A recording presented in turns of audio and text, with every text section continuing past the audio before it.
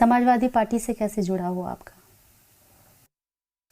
मैं चौधरी चरण सिंह जी के साथ था। मैं ही नहीं था, सब थे। वही उसके राष्ट्रीय अध्यक्ष होते थे जनता दल के। मुलायम सिंह जी भी वही रहते थे उनकी कोठी पर, और उनके सियासी जानशीनों में उनका शुमार होता था। 1980 में मैं पहली बार विधायक हो गया और फिर होता चला गया। वहीं से मुलाकात है मेरी। 10 बार के एमएलए रहे हैं आप एक ही विधानसभा से।